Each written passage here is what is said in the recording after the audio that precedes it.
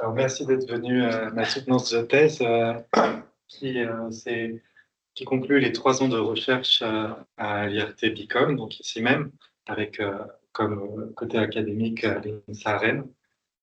J'ai pu faire ma thèse avec comme encadrement Nicolas Ramin et Lou Zhang en directrice de thèse. Merci au jury d'avoir accepté de venir voir cette thèse. Merci à Patrick d'être président, à Anissa et Frédéric d'avoir été rapporteurs sur le manuscrit. Donc, je vais vous présenter ma soutenance de thèse qui se nomme Vers une modélisation de scène 4D pour la navigation 6DoF dans un contenu immersif. Je vais un petit peu détailler tout ça sans plus tarder. Donc, on parle de navigation 6DoF dans un contenu immersif. Pour le contexte, la navigation 6DoF, c'est 6 degrés de liberté. Quand on pense contenu immersif, on va naturellement penser à des casques de réalité virtuelle qui permettent de se déplacer dans un contenu vu en réalité virtuelle. Donc, forcément, si on pense à des casques un petit peu plus vieux, on a plutôt l'habitude de pouvoir bouger à 3 degrés de liberté, c'est uniquement pouvoir bouger la tête, regarder dans toutes les directions, comme pour une image 360. Mais les performances des casques ont beaucoup évolué ces 10 dernières années. Et aujourd'hui, ils sont capables de faire du tracking de mouvements en temps réel, ce qui nous permet d'aller chercher non pas simplement 3 degrés de liberté, mais une liberté de mouvement totale pour la restitution. Donc, 6 degrés de liberté de mouvement. C'est dans ce contexte-là qu'on a mené les travaux de cette thèse. Et par contenu immersif, on va entendre bien sûr différents types de médias qui permettent de restituer l'immersivité dans la vidéo. Alors forcément, les vidéos 360, c'est un peu plus limité, ça va bouger la tête 360 degrés. Mais on a maintenant des nouvelles approches, des perspectives un peu plus performantes de vidéos en réalité augmentée, en réalité virtuelle. On peut vraiment retranscrire un modèle volumétrique et pas seulement un point de vue fixe, avec donc, encore une fois, un déplacement totalement libre dans le contenu. Dans tout ça, nous, notre sujet s'inscrit dans la vidéo volumétrique plus précisément. Donc la vidéo volumétrique, c'est un type de média immersif qui contient toutes les bonnes propriétés de ce qu'on vient de voir.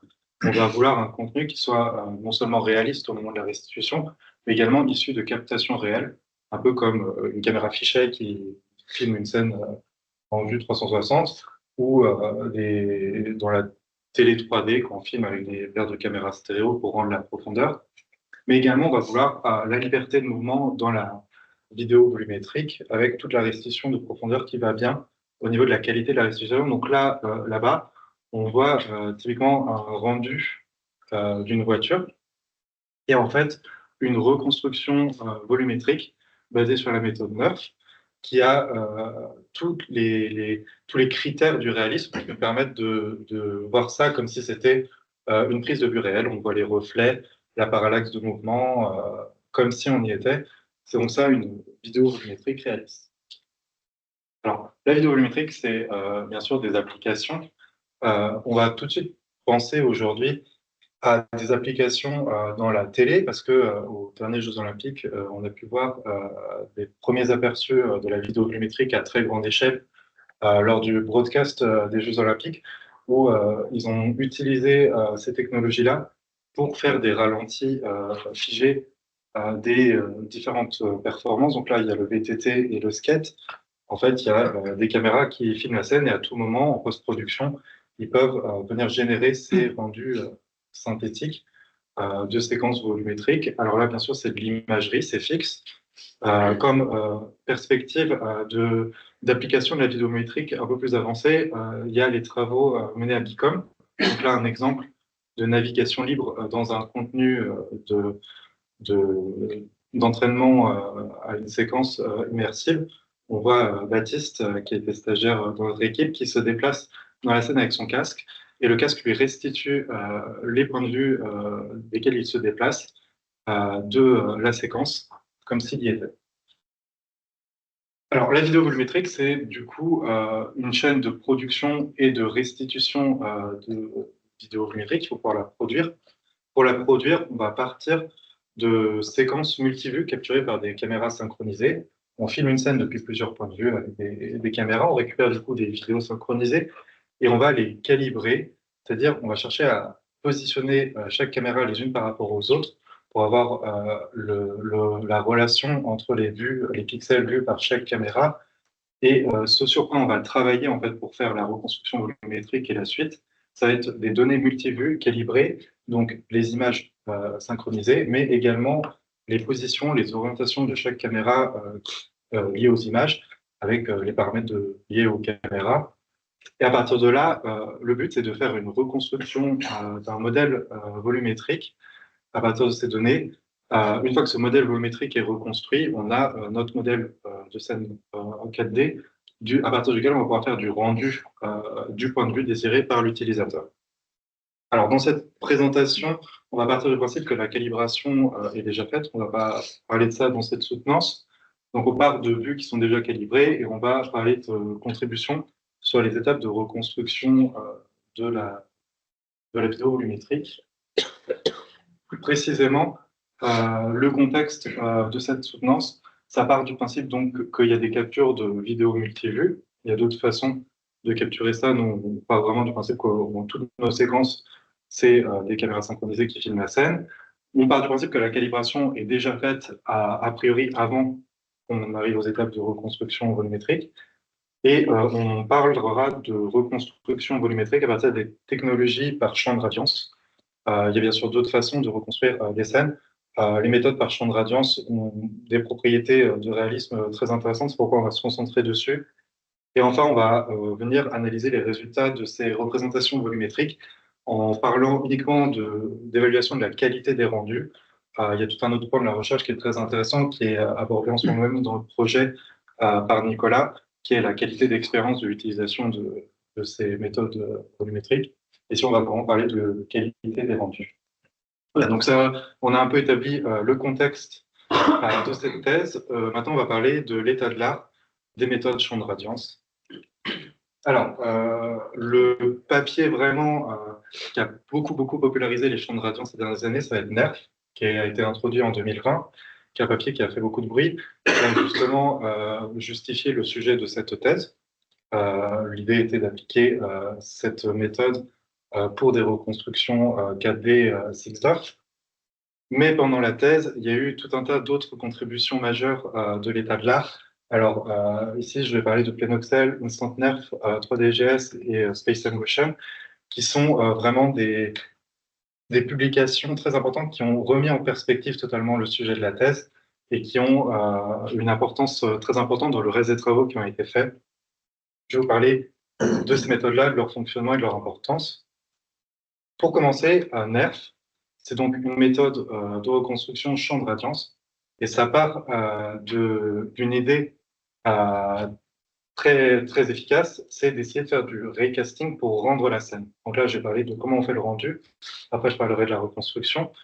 En fait, on peut rendre à partir d'un modèle volumétrique de scène des pixels de son choix pour une caméra désirée, pour obtenir un point de vue désiré, en lançant le rayon correspondant au pixel, donc le rayon de l'espace de ce qui est vu par le pixel, et en obtenant les informations d'opacité et de couleur le long de ce rayon, l'opacité étant la présence ou non d'un objet le long du rayon, qui peut être totalement opaque ou totalement transparent, quoi que ce soit entre les deux.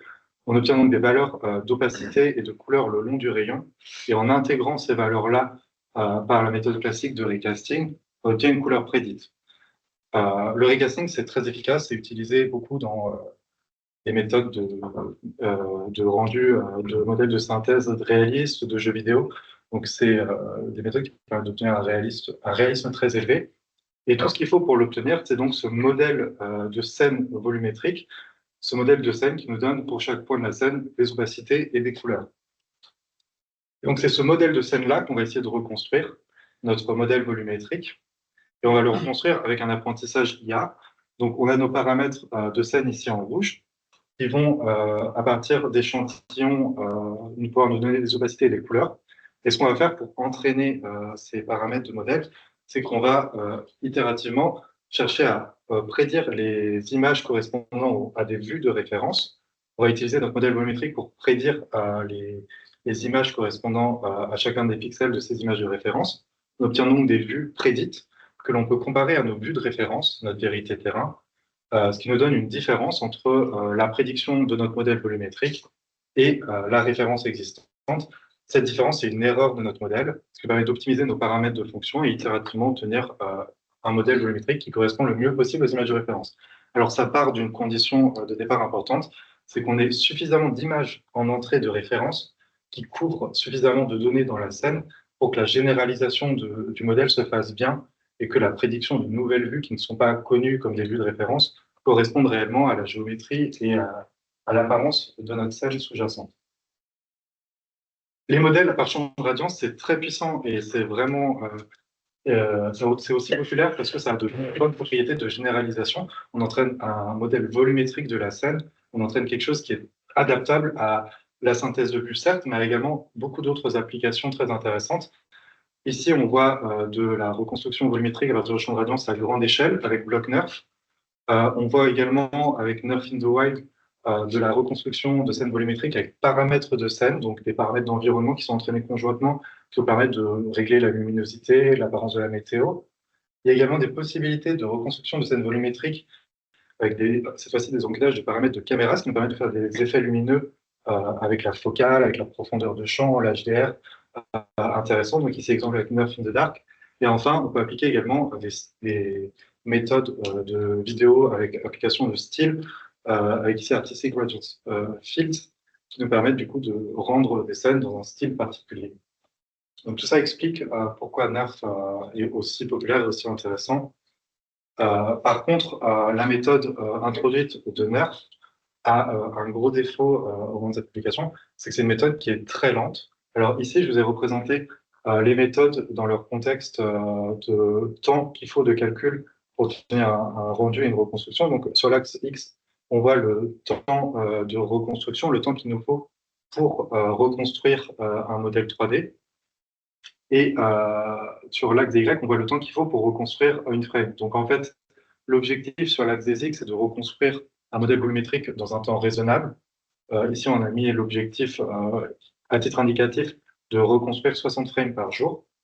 Et une fois que ces frames sont reconstruites, on peut faire du rendu. Si on veut que le rendu il soit au maximum temps réel, à 60 fps, pour pouvoir proposer une expérience à l'utilisateur de rendu temps réel. Donc Nerf est très lent à reconstruire. On va parler de plus d'une journée pour reconstruire une scène volumétrique et également très loin du temps réel. Mais il y a eu, comme je le disais, durant ces quelques années, beaucoup de méthodes qui sont apparues et qui répondent à ces problèmes. On voit notamment que PlenOxel et InstantNGP ont des très bonnes propriétés de rapidité avec InstantNGP qui permet même d'obtenir un rendu temps réel. Et ces méthodes ont une particularité commune. J'ai représenté les méthodes en orange, les méthodes qui sont qu'on pourrait appeler encodées spatialement, que j'ai détaillé juste après. Avoir tout de même une limite de l'évolution de cet état de l'art, c'est que de plus en plus, on va avoir des méthodes qui demandent beaucoup de vues de référence pour converger vers des modèles reconstruits qui correspondent bien à la scène. Et donc là, j'ai indiqué en rouge, on voit toutes les méthodes qui, dans leur publication, utilisent plus d'une centaine de vues pour les reconstructions euh, de l'application, ce qui est une quantité de références en entrée très élevée et beaucoup trop importante pour, de façon réaliste, venir faire une captation et reconstruire une scène. Donc ça, c'est une des limitations qu'on va adresser dans cette présentation. Donc, comme je disais, les méthodes qui encodent spatialement la scène, leur propriété intéressante, c'est de se dire, en fait, sur une reconstruction NERF classique, on encode toute la scène dans un seul MLP. On a un modèle volumétrique qui correspond à toute la scène, et ce qui implique d'avoir un MLP qui soit très grand, puisqu'il doit représenter tous les détails de la scène. Ce qu'on peut faire, donc, c'est encoder spatialement la scène, et venir faire des fonctions qui sont de plus petites fonctions, qui gèrent cette fois-ci des bouts de la scène spatialement, et qui sont des fonctions qui ont beaucoup moins de détails à gérer, beaucoup moins d'éléments de la scène à venir encoder, qui donc ce sont des fonctions beaucoup plus petites. Et qui dit fonction plus petite, dit fonction plus rapide, c'est ce qui nous permet d'atteindre des temps de reconstruction rapide et des temps de rendu en temps réel. Néanmoins, ces méthodes viennent introduire la notion de zone de reconstruction qu'il faut correctement délimiter. On va devoir proposer une bounding box avant la reconstruction de la scène pour que cette reconstruction de scène soit correctement encodée dans l'espace à l'endroit où est le contenu. Enfin, les méthodes les plus populaires récentes, ça va être les méthodes basées donc, avec la méthode de référence 3D Gaussian Splatting et toutes celles qui suivent. Ce sont des méthodes qui proposent un paradigme un peu différent, où cette fois-ci, on ne va pas tout à fait encoder la scène dans une représentation volumétrique globale, mais on va proposer des Gaussiennes 3D, donc des ellipsoïdes en 3D, qui viennent représenter la scène. Et c'est les paramètres de ces ellipsoïdes qui sont très nombreuses pour représenter la scène que l'on vient paramétrer avec le même processus d'entraînement. C'est des méthodes qui sont très rapides pour le rendu, puisque cette fois-ci, au lieu de faire du raycasting, on va avoir une méthode un petit peu plus rapide de projection des ellipsoïdes par rasterisation. Donc, c'est des méthodes qui sont très efficaces pour faire des reconstructions précises et rapides. Et également, une autre méthode qui montre bien l'évolution de l'état de l'art vers des problèmes de plus en plus complexes, c'est Space Gaussian, qui est une application de ces approches-là en reconstruction, non pas d'une scène statique, mais vraiment de paramètres temporels, où on va encoder des paramètres aux gaussiennes qui encodent le mouvement de ces gaussiennes pour directement représenter une scène dynamique. Pour mettre en perspective l'importance de 3D Gaussian Splatting, ici on voit le nombre de citations par année des papiers de référence NERF et 3DGS. Donc on voit que le papier de référence NERF qui a été introduit en 2020 a un nombre de citations qui a vraiment explosé ces 4 dernières années, ce qui montre la popularité du sujet des champs de radiance et de la vidéo volumétrique. Donc c'est un sujet où énormément de chercheurs s'intéressent au sujet, donc il y a de plus en plus de publications. Et ce qu'on voit également là-bas, c'est pour 3DGS qui est représenté en rouge comparativement. Si on regarde les années de publication, la première année de publication et qu'on compare la première et la deuxième année de publication de chacune des deux méthodes NERF et 3DGS, on voit que 3DGS a un nombre de citations qui est encore beaucoup plus grand et une popularité encore accrue de cette méthode qui est extrêmement populaire aujourd'hui. Donc on a fait une partie introductive et pas de là. Donc, les objectifs de cette thèse, c'est de proposer des contributions sur le champ, sur toute la chaîne de reconstruction volumétrique et de rendu, pour répondre à des problèmes qu'on a pu rencontrer dans le projet. Donc, l'un des problèmes qu'on a rencontrés, c'est que comme c'est un domaine qui avance très très vite, il n'y a pas vraiment de conditions de test communes qui existent pour venir évaluer ce qu'on fait uniformément, les différentes méthodes, se faire une idée de qu'est-ce qui fonctionne le mieux avec rigueur. Donc, on va proposer des contributions là-dessus. Il y a également des contributions sur la calibration des données, mais ce ne sera pas présenté dans cette soutenance. Par contre, c'est dans le manuscrit si vous voulez voir. Également, on a une deuxième partie de la soutenance qui se fait sur les contributions sur la reconstruction volumétrique. Donc, pour adresser les problèmes que j'ai évoqués de besoin d'initialiser la bounding box de la scène et de répondre à le manque de robustesse des reconstructions avec peu de points de vue, des points de vue éparses. Et enfin, on va parler de contributions sur l'évaluation de la qualité subjective des rendus et comment on peut quantifier les artefacts de scènes de champ de radiance. Donc, pour commencer, la première contribution dont je vais parler, ça va être le benchmark des champs de radiance. Donc, comme je disais, un des problèmes avec ce domaine qui a avancé si vite, c'est qu'il n'y a pas vraiment de règles, de conditions de test communes. Chaque publication est arrivée tellement vite que chaque laboratoire est venu introduire ses propres séquences multivues, ses propres méthodes, sa propre façon de traiter les données. Donc là, une chose qu'on a dû faire pour appliquer ce sujet des champs de radiance au domaine vraiment du projet qui va être l'entraînement immersif, c'est de venir collecter des différentes séquences qui sont proches de notre sujet avec des interactions de personnes et des séquences multivues vidéo suffisamment nombreuses pour pouvoir tester les méthodes, comment elles fonctionneraient pour notre cas d'usage à nous. Donc, on a rassemblé un métadataset. Et à partir de ce métadataset, on est venu évaluer les méthodes de l'état de l'art pour voir leur performance sur ce cas d'usage-là. Donc ici, on représente pour chaque méthode, pour les méthodes NERF, PNOPC, NERF, 3DGS et SpaceTime Gaussian, les performances, donc sur l'axe des X, c'est l'année de publication des méthodes pour donner un peu de perspective sur l'évolution dans les années de ces méthodes. Le premier tableau, ça va être le temps de reconstruction en minutes des méthodes. Le deuxième tableau, ça va être la taille des modèles une fois reconstruits en mégaoctets. Et enfin, sur le troisième, on présente la qualité des vues reconstruites en PSNR. Alors, ce qu'on voit tout de suite, c'est pour le temps de reconstruction, c'est qu'il y a eu un énorme bond depuis NERF. Comme je disais, les méthodes suivantes sont beaucoup plus rapides, ce qui explique que finalement, même si c'était le sujet de thèse au départ de venir travailler sur NERF, on n'est pas vraiment utilisé cette méthode-là dans cette thèse, parce que c'est tellement long de reconstruire, ça demande plus d'une journée de reconstruire une seule scène, qu'en fait, on n'avait pas les puissances de calcul de venir reconstruire toutes nos séquences vidéo. Si on veut reconstruire quelque chose à 30 ou 60 frames par seconde, c'est juste délirant. Donc, c'est pour ça que je n'ai pas traité NERF en fait, sur les autres données du benchmark. Et ce qu'on voit, c'est que du coup, les autres méthodes sont beaucoup plus rapides, dans des temps de reconstruction beaucoup plus raisonnables. On voit également que la taille des modèles reconstruits est devenue beaucoup plus raisonnable à partir d'un instant NERF, avec des tailles qui deviennent maintenant streamables si on a du contenu vidéo. Et enfin, on voit que la qualité ne cesse d'augmenter au fur et à mesure des années, avec les méthodes basées Gaussian splatting qui ont des performances de qualité de rendu bien meilleures. Et a priori, si on suit la courbe, ça devrait améliorer pour un moment encore. Ce qu'on voit également, c'est que globalement, la méthode Space-Time Gaussian, qui est donc la plus récente, a les meilleures performances et la plus intéressante, ce qui est logique, c'est la méthode la plus récente. Petit bémol dans cette étude, une chose qui n'est pas prise en compte, ça va être la cohérence des vidéos reconstruites, parce que comme je l'ai dit, on a mesuré la qualité avec des métriques telles que PSNR, et c'est des métriques qui viennent évaluer la qualité des rendus frame par frame, et donc on n'a pas vraiment d'estimation de la qualité telle qu'elle est perçue dans une vidéo. Ce qui veut dire que des artefacts temporels, tels qu'on peut les voir là, pour une reconstruction 3DGS appliquée sur 4 frames successifs, il peut y avoir des artefacts temporels. C'est-à-dire qu'ici, on voit par exemple que sur la vitre, que sur la frame 1, il y a beaucoup de bruit par rapport au frame 0 et au frame 2. Et également, il peut y avoir des bandes qui apparaissent dans certaines zones. Ça, visuellement, c'est un peu flagrant, et pourtant, ce n'est pas du tout pris en compte par notre étude.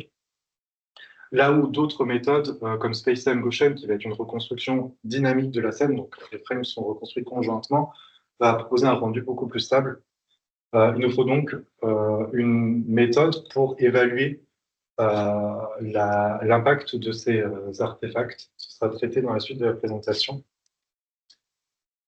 Voilà, donc on a voulu faire des tests avec des conditions communes propres à nos sujets. Donc on a proposé un métadataset pour faire ces tests. On a vu que pour certaines méthodes, il y a besoin de proposer une initialisation de bounding box, ce qui va être traité dans la partie suivante.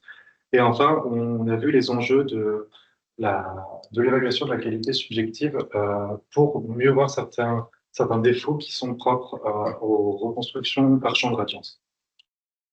Donc, on vient de voir le benchmark. Maintenant, on va passer aux contributions de la thèse sur la partie de la reconstruction par champ de radiance, avec d'abord la méthode d'optimisation de bounding box basée sur les key points qu'on a nommé Kibo. Donc, comme j'ai dit, il y a besoin pour certaines méthodes comme Planoxel ou N-Centenaire de bien initialiser la bounding box, le champ de reconstruction de la scène.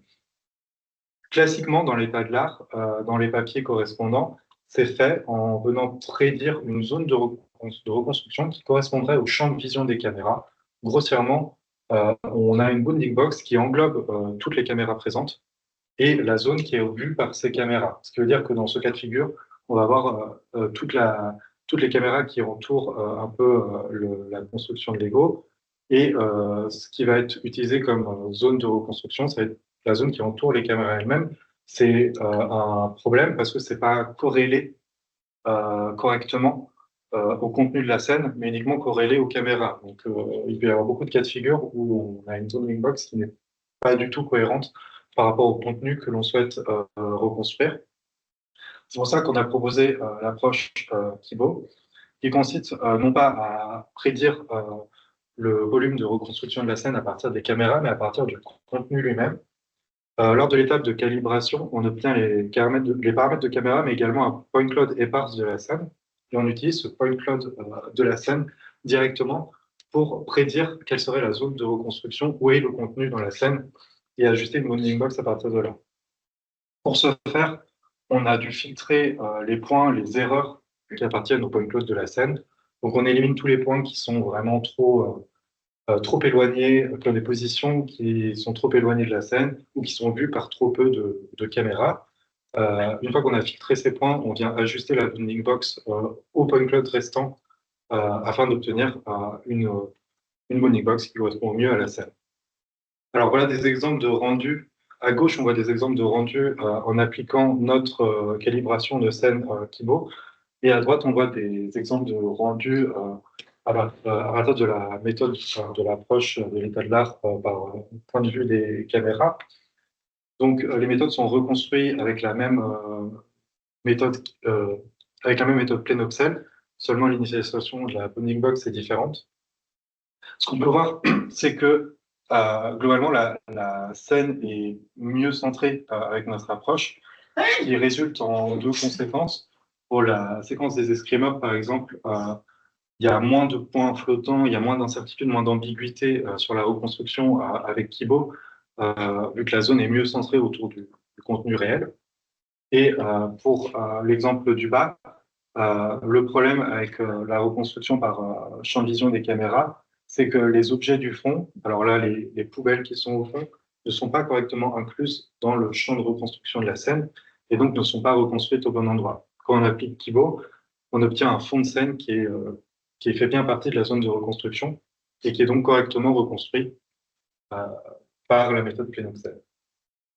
Quand on généralise cette étude sur sur un nombre de séquences plus grand, on regarde les résultats à la fois pour la méthode PlenOpsel, donc sans appliquer Kibo, en appliquant Kibo, et également pour la méthode InstantNGP ou InstantNearf, en appliquant Kibo et sans Kibo. On voit qu'en appliquant notre approche, on obtient des résultats à la fois en termes de qualité de rendu, à la fois en termes de PSNR et de SSIM, qui sont deux métriques de qualité, qui sont supérieures pour notre méthode de façon significative. Donc voilà pour la contribution sur l'initialisation de Bounding Box. L'autre contribution de la thèse pour la reconstruction des champs de radiance, c'est sur une régularisation par carte de profondeur. Cette fois-ci, la problématique qu'on vient essayer de résoudre, c'est l'instabilité des reconstructions en cas de nombre limité de vues en entrée. Comme on a pu voir précédemment, les méthodes qu'on veut utiliser, parce que ce sont les méthodes qui ont des temps qui sont beaucoup plus rapides, beaucoup plus efficaces, sont également des méthodes qui ont besoin de beaucoup de points de vue pour faire des rendus efficaces. Or, quand on travaille dans des conditions réelles, on a souvent quelque chose de limité à une vingtaine de caméras, un peu plus maximum. Heureusement, dans l'état là, il y a également beaucoup de contributions sur la robustesse des méthodes, les rendre plus efficaces avec un nombre réduit de caméras. Seulement, cet état de l'art est concentré autour des approches NERF qui sont beaucoup plus lentes que les méthodes que l'on veut utiliser. Et donc, on propose une méthode de régularisation de reconstruction pour les approches plus rapides comme PlenOpsel ou InstantNGP. Donc, cette méthode que l'on propose, c'est Dreamer, qui a été soumise à un journal. C'est une approche de supervision par carte de profondeur. Donc, dans une reconstruction classique, comme visible là, on vient reconstruire le champ de radiance à partir des images RGB. On vient faire une supervision colorimétrique de l'entraînement. Et ce qu'on propose, c'est de venir prédire des cartes de profondeur à partir d'autres algorithmes, cette fois-ci de prédiction de cartes de profondeur à partir des images, qui nous donnent un sens à partir du contenu sémantique de la scène, de la profondeur de chaque objet, où est-ce qu'il devrait se situer hiérarchiquement. Et on vient superviser la reconstruction aussi de la profondeur, en même temps que la supervision colorimétrique. Alors, ce que ça permet d'avoir, c'est des objets plus compacts, des objets qui sont davantage situés aux endroits où ils devraient, de façon réaliste, se positionner.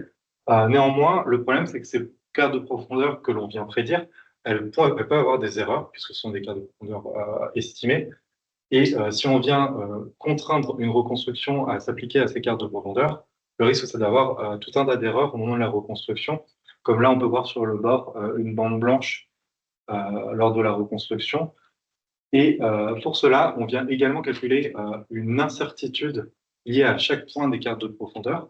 Et cette incertitude sert à venir calibrer la supervision de profondeur dans une zone et non pas à un point précis pour qu'il y ait une marge de reconstruction pour chaque point 3D dans une zone d'incertitude et que ça puisse converger vers une reconstruction plus proche.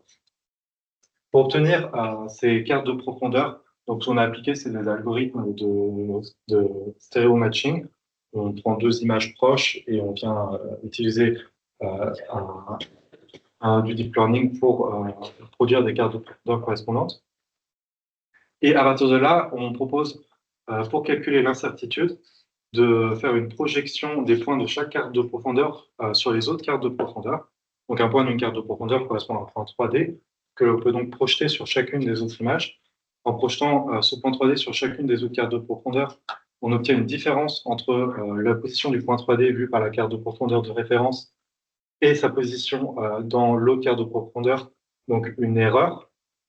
Toutes ces erreurs cumulées nous donnent une valeur d'incertitude. Ce qu'on veut, c'est venir du coup contraindre la reconstruction dans la variance pour que chacun des points erronés des cartes de profondeur, ou du moins positionnés avec une certaine précision, soit au moment de la supervision utilisé dans un intervalle de confiance fiable.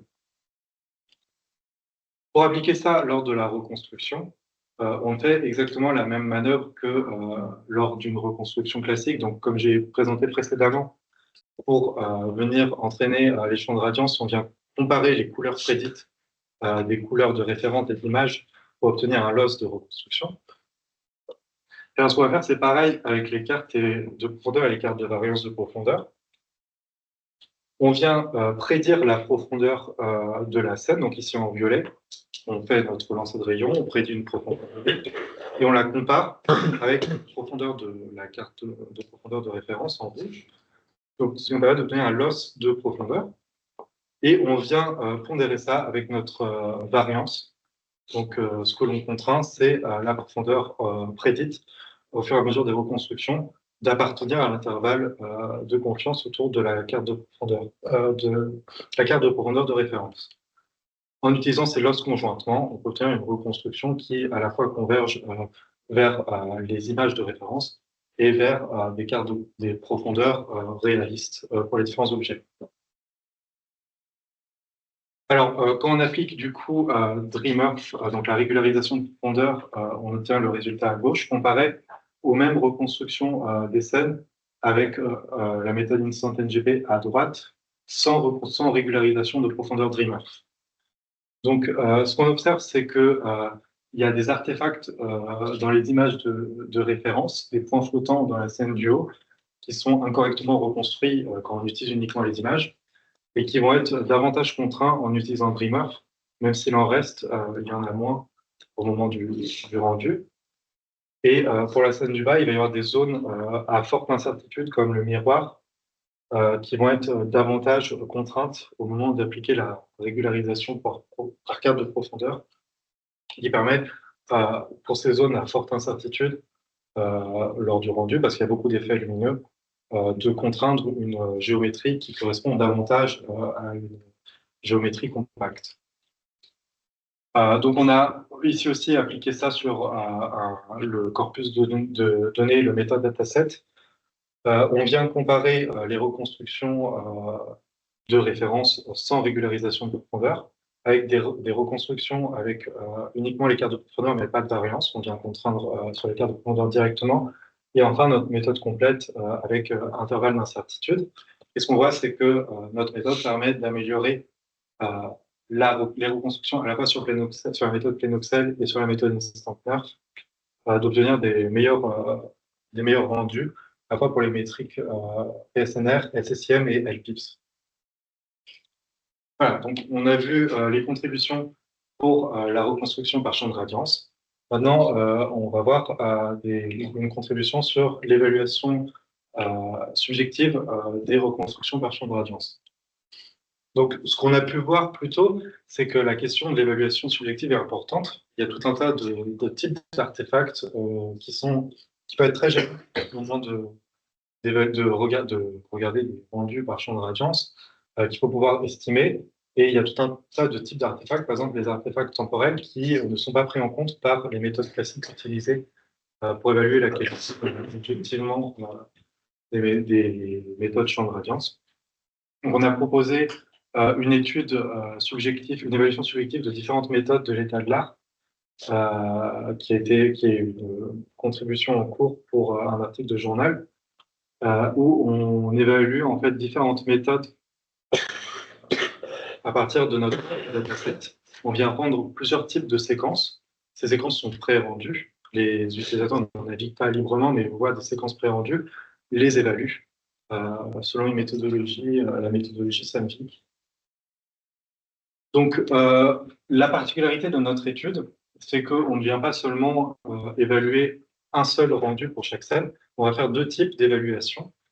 On veut répondre à la question de l'évaluation de la qualité subjective des champs de radiance en faisant des rendus de scènes les plus proches du cas d'usage de la vidéo volumétrique, c'est-à-dire des transitions, des mouvements de caméra virtuelle dans les reconstructions volumétriques.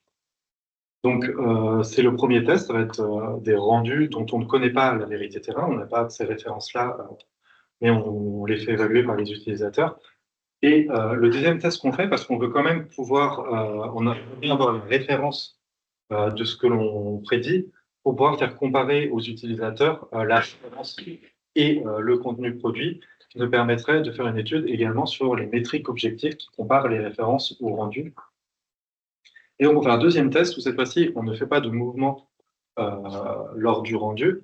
On vient se positionner à l'emplacement d'une caméra de référence qui n'a pas été utilisée pour l'entraînement, pour la reconstruction, et on vient prédire le rendu après reconstruction, que l'on peut donc comparer à la vérité terrain qui a été gardée toute. Cette étude subjective s'est faite sur différentes méthodes de l'état de l'art. Donc, on a voulu comparer les méthodes NeRFacto, K-Planes, Gaussian splatting avec entraînement réduit et Spacetime Gaussian splatting.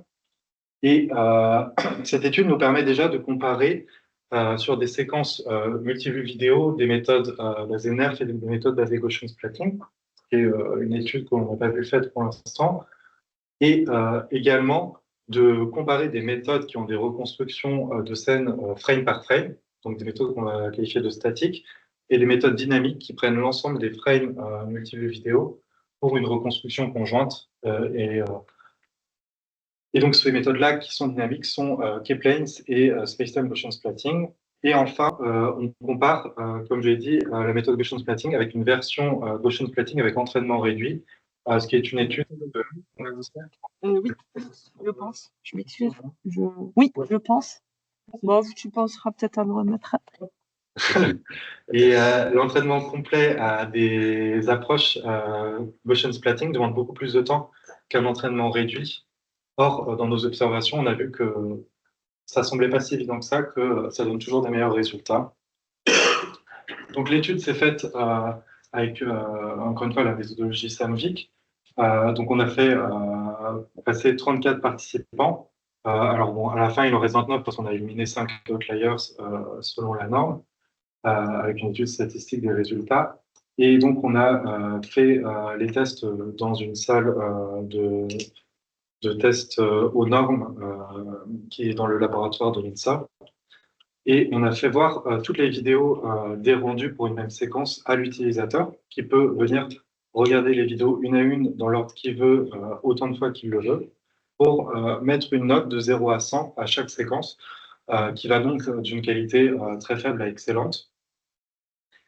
Ce qui veut dire que pour le premier test sans référence, on vient proposer l'évaluation des reconstructions par les différentes méthodes à l'utilisateur. Et pour le test avec référence, on vient faire ça avec également la vidéo de référence à évaluer, dont le score attendu est bien sûr la note maximale. Pour le premier test, donc les transitions dont on ne connaît pas la référence, voilà un exemple de rendu avec les 5 méthodes. On voit que pour les rendus des différentes méthodes, il y a des types d'artefacts très différents qui peuvent apparaître, qui peuvent être, comme ça, à première vue, difficiles à évaluer. Et voilà un exemple des notations pour chaque séquence. Donc là, il y a les 5 types de méthodes qui sont comparés. Donc, on a fait la moyenne des scores pour chacune des séquences du metadataset, avec l'intervalle de confiance des statistiques des notations affichées ici.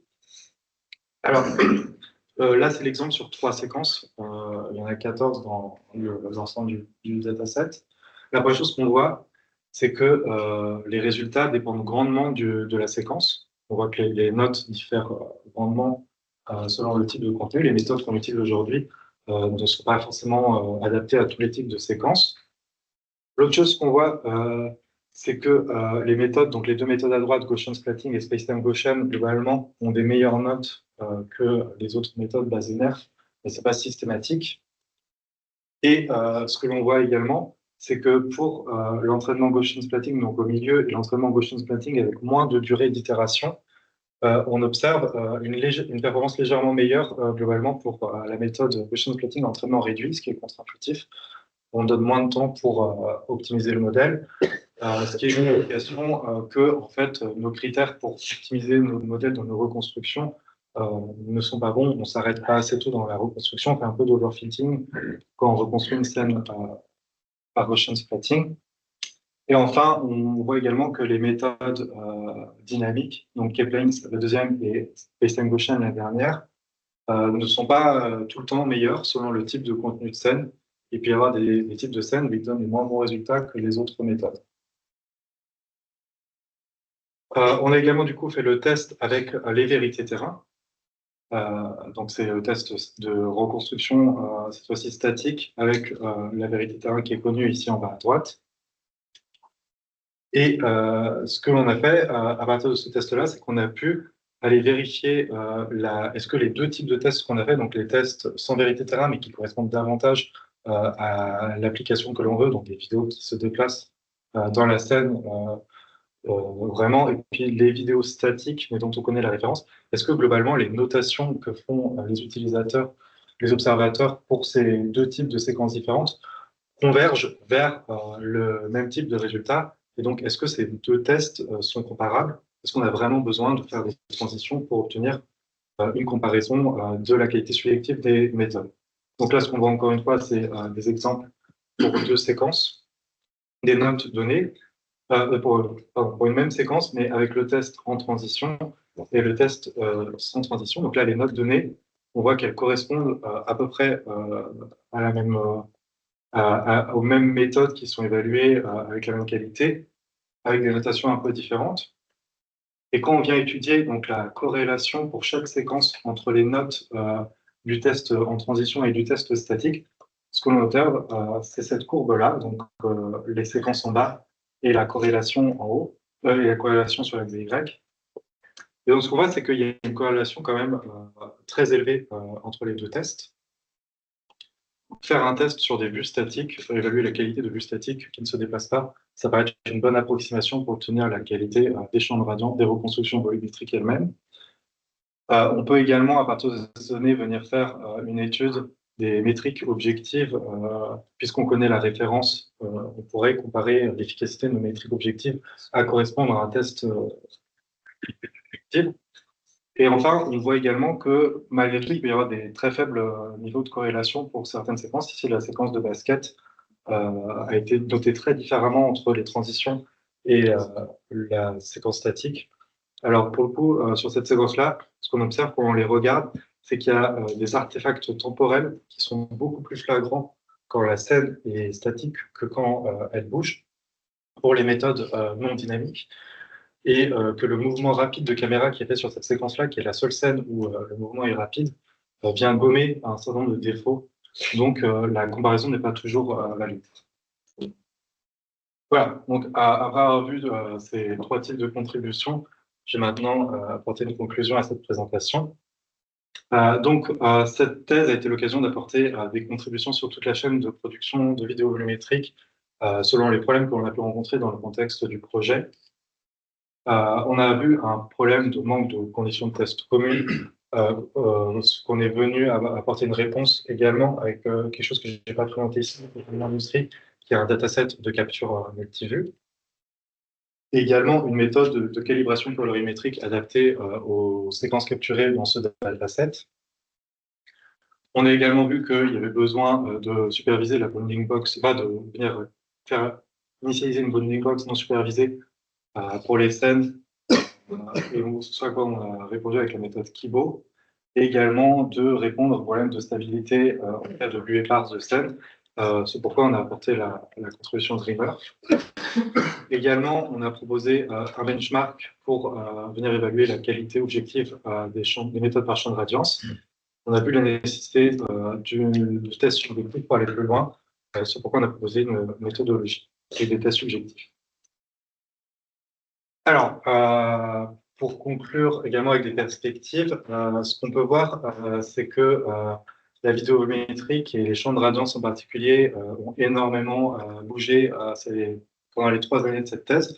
Ça a été vraiment une thèse remplie de publications qui remettent tout en question à différents moments.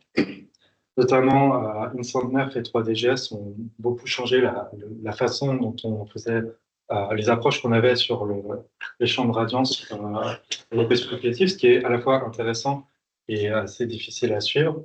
Et on a même eu une sorte de moment fort au grand public de la vidéométrique avec les Jeux Olympiques et les premiers rendus par champ de radiance au grand public.